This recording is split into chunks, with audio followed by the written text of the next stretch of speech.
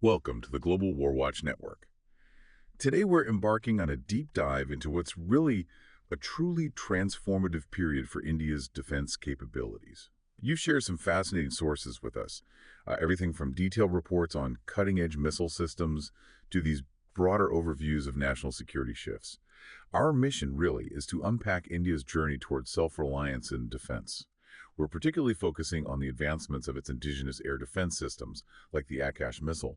And we'll explore how these technological leaps, well, they're not just about the hardware, are they?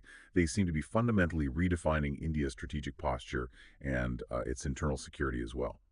Absolutely. And what's fascinating here, I think, is how these individual tech advancements like Akash, they really serve as, let's say, tangible proof points for India's larger strategic goal of becoming truly self-reliant in defense. Right. It's not just about producing military kit. It's more fundamental. Yeah. It's about a shift in national mindset, capability, and frankly, confidence.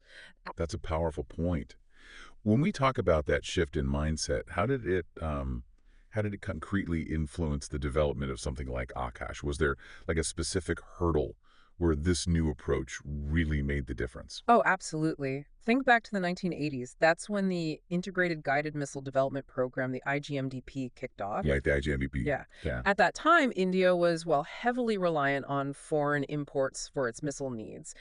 The real mindset shift was saying, look, we can and we must build this stuff ourselves. The conscious decision. Very conscious. The Akash missile, for instance, it wasn't just, reverse engineered or copied. It was developed indigenously, like from the ground up by the DRDO, the Defense Research and Development Organization, Okay. all under this IGMDP program, this long-term vision. It was absolutely crucial to breaking that dependency. And it wasn't just Akash, it also gave rise to other critical missiles like Prithvi and Agni. Akash itself, well, it finally entered active service with the Indian Air Force in 2014, and then the Army in 2015. That followed years and years of rigorous testing and refinement. Okay, so let's talk about what this homegrown system can actually do. What makes the Akash missile, this medium-range surface-air missile, a SAM, what makes it such a formidable piece of technology? Right. Its main job, its primary purpose, is to intercept and destroy aerial threats. We're talking enemy aircraft, helicopters, drones, even cruise missiles. And it does this with high precision. Okay. Technically speaking, it's an all-weather system. That means it can operate effectively pretty much anywhere, across diverse terrains, deserts, mountains, you name it.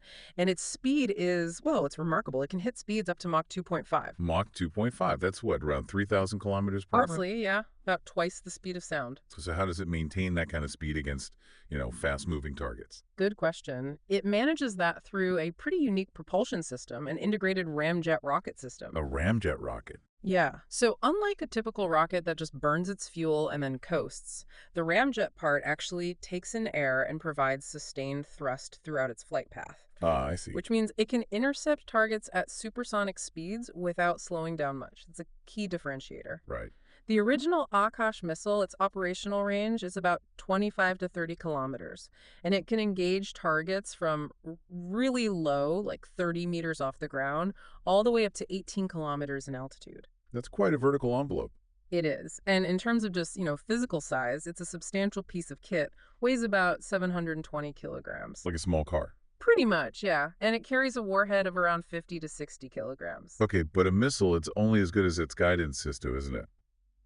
That brings us to the Rajendra Radar. It's often called the brain of the Akash system. What makes this radar so critical? The Rajendra radar is, well, it really is the core. It's a multifunctional radar, meaning it can track multiple targets at the same time. It can detect targets up to 80 kilometers away. And crucially, it provides real-time updates and mid-course corrections to the missile while it's in flight. That ensures really precise guidance towards the threat. Even against tricky targets. Yeah, its reliability in detecting things like stealth aircraft, drones, and cruise missiles is particularly noteworthy. And this isn't happening in isolation. It's all coordinated by a pretty robust command and control system that links the radar, the missile launchers, and the mobile command centers together for, rapid and flexible responses. It's clear this isn't a static piece of technology then. It's constantly evolving.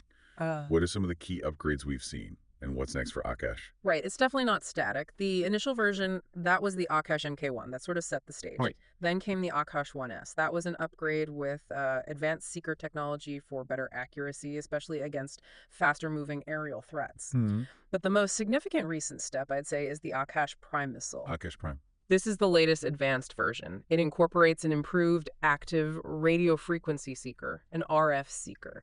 This really enhances its accuracy, particularly in challenging conditions like low temperatures and high altitudes. Which is relevant for India's geography. Exactly. It also has a slightly extended range, maybe around 30 to 35 kilometers, and improved performance against low-flying threats like drones, which are becoming, a bigger and bigger issue. Looking further ahead. Looking ahead, there's the Akash NG, or Next Generation, that's currently under development. It promises further improvements in range, a lighter design, and importantly, the integration of AESA radar active electronically scanned array radar for even higher precision. All that technical capability, it really comes to life when we see it in action, doesn't it? And Akash Prime had a pretty significant moment recently. It absolutely did. India successfully conducted a landmark high-altitude trial of the Akash Prime system. This was in the Ladakh sector on July 16th, 2025. High altitude, so we're talking challenging conditions. Extremely challenging. This wasn't just any test. It was conducted at an elevation over 15,000 feet. That's roughly 4,500 meters altitude. Wow. And the results. Direct hits. The system achieved direct hits on 2 separate high-speed aerial targets. That sounds incredibly difficult given the thin air, the cold. What does that success really mean for India's strategic posture up there? Well, it underscores the system's precision and its reliability, even in that rarefied atmosphere of the Himalayas. Hey. It basically solidifies Akash Prime's operational viability for those crucial high-altitude deployments, Right. making it particularly relevant for India's sensitive border areas, like the line of actual control, the LAC, and the line of control, the LASI. So for you, the listener, what this means is potentially enhanced security in these strategically vital and, frankly, very challenging terrains. It wasn't just DRDO, was it? No, it was a joint effort. DRDO and Army Air Defense officials oversaw the operation together, which really highlights that strong collaboration between the developers and the users. What's perhaps even more compelling, though, is Akash Prime's direct role in recent actual combat situations. We're talking about its contribution during Operation Sindoor back in April 2025. Yes, that's right. Akash Prime was reportedly instrumental in countering aerial attacks launched by Pakistan during Operation Sindoor. Specifically, neutralizing threats like Chinese-origin fighter jets and Turkish-made drones that were employed. So real-world validation. Exactly. This operational success in a live combat scenario, it really highlights the strategic value of having these indigenous defense technologies ready to safeguard national security. And the impact of these trials. Well, following these successes, the full-scale induction of Akash Prime into the Indian Army is being accelerated. The plan is to integrate it into the 3rd and 4th Akash regiments. Okay. And this integration, it's expected to significantly strengthen India's layered air defense shield, making its airspace even more secure. So bringing it all together, how does Akash, with its capabilities, its indigenous roots, how does it stack up against some of the big international SAM systems we often hear about? The U.S. Patriot, the Russian S-400. That's a good comparison to make. Connects it to the bigger picture. While systems like the Patriot or the S-400, they often boast longer ranges, Akash holds a distinct strategic advantage in a couple of key areas: cost-effectiveness and its indigenous nature. Cost-effectiveness is a big one. Huge. An Akash missile costs, roughly speaking, a fraction of its international counterparts. For instance, maybe around 1/10 the price of a U.S. Patriot missile, depending on the specifics. That's significant. It really is. This economic viability, combined with India's self-reliance in its development and production, makes it a highly valuable asset.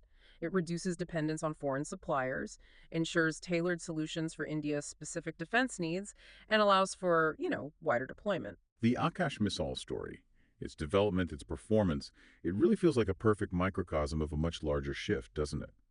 India's defense sector as a whole seems to have undergone this extraordinary transformation, particularly over the last decade or so, moving away from import dependence towards, a more confident, self-reliant ecosystem. That's a really powerful way to frame it, and the growth statistics, they really back that up. They illustrate this profound shift quite starkly. Take the defense budget, for example. Okay. It hasn't just grown. It's effectively increased 2.6 times in about 11 years. It went from about 2.53 lakh crore back in 2013-14 to 6.81 lakh crore projected for 2025-26. Wow. And this isn't just, bigger numbers on a spreadsheet. It signifies a real strategic pivot, moving from maybe reactive spending to more proactive, long-term investment in a self-reliant future. It reflects a fundamental change in national security thinking. And it seems clear that a big chunk of this investment is deliberately channeled towards domestic industry. Precisely. Look at 2024-25. An impressive 92% of defense contracts, that's 177 out of 193, were awarded to domestic Indian industry. 92%. Yeah. And for the upcoming fiscal year, 2025-26, a substantial 75% of the modernization budget, that's over 1.1 lakh crore, is specifically earmarked for domestic procurement. So that's policy driving change. Absolutely. And it's backed by several key initiatives. For instance, you've got the 2 dedicated defense industrial corridors, one in Uttar Pradesh, one in Tamil Nadu. They've already attracted significant investments, boosting local manufacturing. And the indigenization lists. Right, the positive indigenization lists. There have been 5 of these so far. They essentially limit imports for specific items, pushing domestic industries to step up and develop them locally. We're talking over 5,500 items listed, and by February 2025, over 3,000 of those had already been indigenized. Like what kind of items? Oh, everything from artillery guns, assault rifles, corvettes, sonar systems, even light combat helicopters, the LCHs. And what about innovation? Is there support for startups and smaller players? Yes, that's where IDEX comes in. Innovations for Defense Excellence. Launched back in April 2018, it's designed specifically to foster innovation by engaging with MSMEs, micro, small, and medium enterprises, as well as startups and academia. How does it work? It provides grants up to 1.5 crore to help develop promising technologies. And it's showing results. The armed forces have already procured 43 different items worth over 2,400 crore directly from these IDEX-supported companies. So it's building trust in local innovation. It absolutely is. Alongside this, you've also got a more liberalized FDI policy. Foreign direct investment in defense is now up to 74% through the automatic route. And new facilities are coming online, like the Tata Aircraft Complex in Vadodara, which was inaugurated in late 2024 to manufacture C-295 transport aircraft. It's all part of this push for Atmanirbhar Bharat, or self-reliance. This sounds like a really comprehensive overhaul. And the results seem to be showing up not just in domestic production, but also in exports. India's defense exports have seen explosive growth, I read. Explosive is the right word. The figures are genuinely dramatic. We're talking about a 34-fold increase. 34 times. Yeah. From just 686 crore back in 2013-14 to a staggering 23,622 crore in 2024-25. That's incredible growth. It is, and the ambition is clear. India aims to cross 50,000 crore in defense exports by 2029. It's a real sign that Indian defense products are gaining global acceptance. Where are these exports going? They now reach over 100 countries. The USA, France, and Armenia have actually emerged as top buyers recently. Interesting mix. And what kind of products? It's a wide range, everything from, bulletproof jackets and patrol boats to helicopters, and increasingly advanced systems too, like torpedoes and, of course, the BrahMos missile. That $375 million contract with the Philippines in January 2022 was a real landmark deal. So beyond the Akash system, which we've discussed, what other major acquisitions are really bolstering India's capabilities right now? Well, there are several key ones either recently completed or in the pipeline. More BrahMos missile systems are being acquired, particularly for the Indian Navy. There's the acquisition of those 31 MQ-9B drones from the U.S., primarily for surveillance. The Reaper drones. That's them. Then 156 light combat helicopters, the LCH Prochand. These are going to both the Air Force and the Army, and notably, they feature over 65% indigenous content. Okay. There's also been formal approval for the Advanced Medium Combat Aircraft, or AMCA, program India's next-gen fighter jet project, and the Advanced Towed Artillery Gun System, ATAG-G, which boasts a very impressive range of over 40 kilometers. It seems like this commitment to leveraging national strength, it extends beyond just technology and manufacturing. It's also about people, isn't it? I saw notes on the growing role of Nari Shakti women in the armed forces. Yes, and that's a really significant societal shift that directly impacts national security and capability. The numbers themselves are quite compelling. The number of women officers has surged from around 3,000 back in 2014 to over 11,000 today. That's a big increase. It is, and policy changes have supported this. Permanent commission has been granted to over 500 women officers now, allowing them long-term careers and pathways to leadership roles, which wasn't always the case. And the NDA opening up. That's a truly historical shift. The induction of female cadets into the National Defense Academy, the NDA, started in August 2022. Their first batch actually graduated just recently, on May 30th, 2025. Wow. It reflects this much broader integration of women across various defense domains, not just support roles. It enhances the force's diversity, brings in new perspectives, and ultimately boosts overall capability. This incredible buildup in defense capabilities, the self-reliance push, the focus on people. It also ties directly into how India handles internal security and its strategic stance against threats, doesn't it? It feels like India has really adopted a more decisive approach to counterterrorism over this period. That's definitely a key takeaway from the sources, yes. Yeah. There seems to be a clear move past, let's say, hesitation towards more decisive action. We saw early signs of this perhaps with the surgical strikes after the Uri attack in September 2016. Right. And then the Balakot airstrikes after the Pulwama attack in February 2019, which specifically targeted Jaish-e-Mohammed terrorist camps inside Pakistan. These actions marked a significant shift in India's response doctrine to cross-border terrorism. And then came Operation Sindoor in April 2025. Yeah. That felt like it perhaps marked a new phase or a new era of retaliation. Operation Sindoor appears distinct. It was described as India's precise retaliatory strike against 9 separate terrorist camps located in Pakistan and also in Pakistan-occupied Jammu and Kashmir.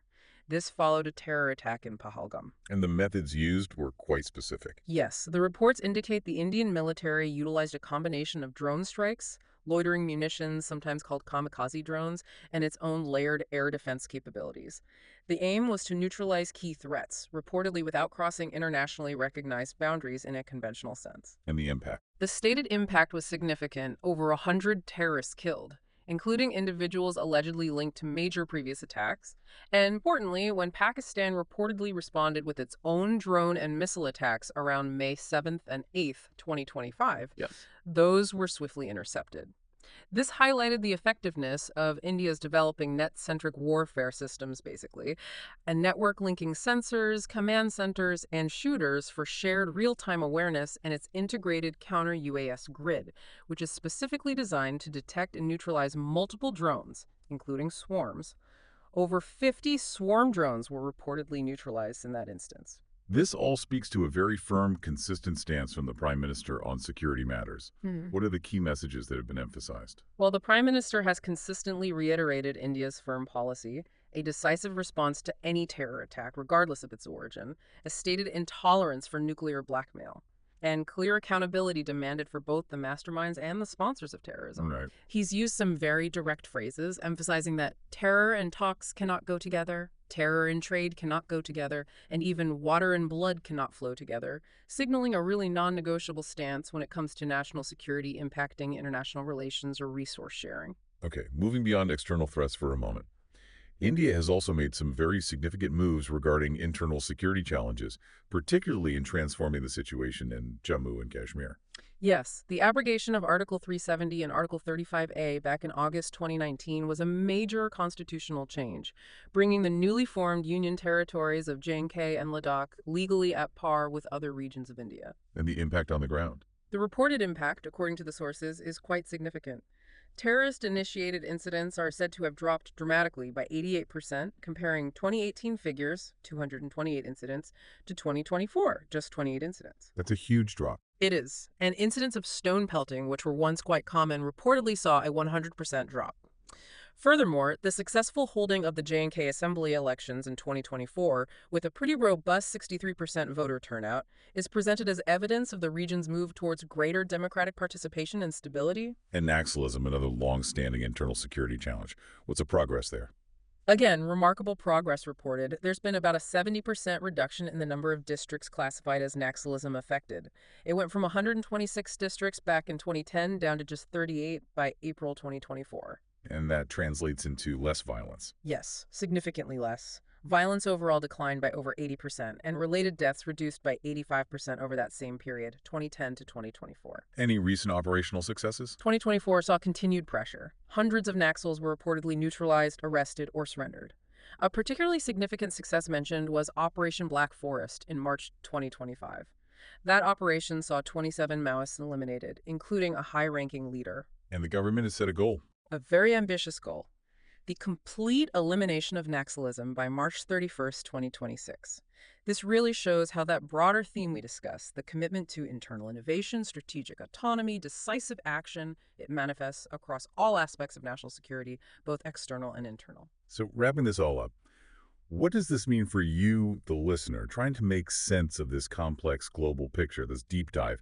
It really reveals how India's strategic push for indigenous defense, from those cutting-edge Akash Prime missile trials way up in Ladakh, right down to the significant decline reported in internal security threats. It seems it's not just about military hardware, is it? Not at all. It points towards something deeper, a foundational shift perhaps towards greater national confidence and critically self-reliance. And it certainly raises an important question for all of us to consider.